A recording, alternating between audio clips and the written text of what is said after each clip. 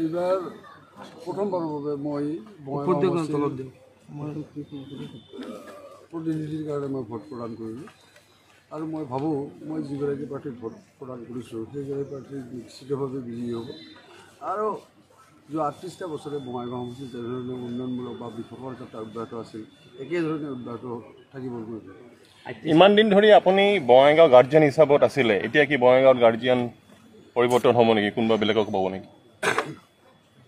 মই গাৰ্জিয়ান পৰিৱৰ্তন হ'বলৈ নহয়, মই সাংসদ হিচাপে মই বঙাইগাঁও সমষ্টিত প্ৰতিনিধিত্ব কৰিছোঁ, গতিকে মই বঙাইগাঁও সমষ্টিৰ গাৰ্জিয়ান হিচাপে মই নিজকে মই মানি ল'ম বা মই বিবেচনা কৰিম আৰু মই তেনেধৰণে কাম কাজবিলাক কৰিম আৰু যিগৰাকী প্ৰতিনিধি হ'ব সেইগৰাকীকে তাৰমানে মই তেনেধৰণে পৰিচালিত কৰিবৰ কাৰণে মই চেষ্টা কৰিম। আগতে যিদৰে আপুনি ভোট পাইছিলে একেদৰে আপোনাৰ প্ৰতিও ভোট পাবলৈ আপোনাৰ বিশ্বাস আছেনে? মোৰ সম্পূৰ্ণ বিশ্বাস আছে। কিমানমান ভোটত? নাই এতিয়া কথাটো হৈছে কিমানমান ভোটৰ জিকিব এই কথাটো মই এতিয়ালৈ ক'ব নোৱাৰিম, যে ভোটৰ হাৰটো কি বা কি হয় সেই কথাটোৰ ওপৰত নিৰ্ভৰ কৰিব। ভোটৰ হাৰ কমিলে ডেফিনেটলি ডিফাৰেঞ্চটো কমি যায় আৰু ভোটৰ হাৰ বাঢ়িলে ডিফাৰেঞ্চটো বাঢ়িব, কিন্তু মই ভাবোঁ যে 70-78% যদি ভোট হয় তেতিয়াহ'লে আমি 35,000 ভোটৰ কৰিম। আগৰ পৰা ফালৰি কাটি গৈ যি নিৰ্বাচনত প্ৰতিদ্বন্দ্বিতা কৰিছে তেওঁ কেনেকুৱা, তেওঁৰ পজিশ্যন কি হ'ব বুলি ভাবে?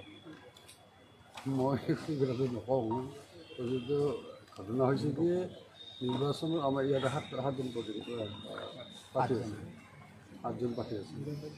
8জন প্ৰাৰ্থীয়ে তাৰমানে নিৰ্বাচন বিজয়ী হ'বলৈ চিন্তা চৰ্চা কৰে, তেনেধৰণে অংকটো কৰে, গতিকে তেওঁ নিশ্চয় তেনেধৰণে জিকি বুলি অংকটো কৰিছে। ভোটাৰ কিন্তু ইমান ওলাই অহা নাই, আপুনি আহ্বান জনাব কিবা?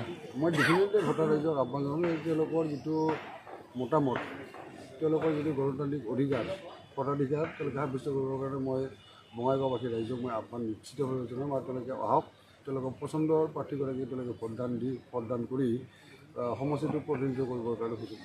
ছাৰ কিছুদিন পূৰ্বে আপুনি কৈছিলে যে আপুনি ৰাজনীতিৰ পৰা অৱসৰ ল'ব আৰু এইবাৰ আপুনি নিৰ্বাচনত প্ৰচাৰতো অগপৰ প্ৰাৰ্থীৰ হৈ ভোট দিয়াৰ পৰিৱৰ্তে আপুনি কৈছে যে মিত্ৰজোঁটৰ প্ৰাৰ্থীৰ হৈ ভোট দিব লাগে, এই ধৰণৰ কথা উল্লেখ কৰি গৈ আছে। নাই আমি মিত্ৰজোঁটৰ প্ৰাৰ্থী আমি মই ডেফিনেটলি ক'ম যে আমি মিত্ৰজোঁট আমি অসম গণতান্ত্ৰিক ভাৰতীয় জনতা পাৰ্টি আৰু মিত্ৰজোঁট আমাৰ আছে, গতিকে আমি নিশ্চয় মিত্ৰজোঁটৰ প্ৰাৰ্থীক ভোট দিবৰ কাৰণে আহ্বান জনাম আৰু তেনেধৰণে মই আহ্বান জনাইছোঁ। ইয়াতে তাৰমানে মই সেই সম্পৰ্কত বা সেইটো কথাত তাৰমানে মই অৱসৰ লোৱা নোলোৱা কথাটো প্ৰতিনিধিত্ব হোৱা নাই, মই নিজেই ব্যক্তিগতভাৱে মই কথাটো মই অৱগত কৰিছোঁ।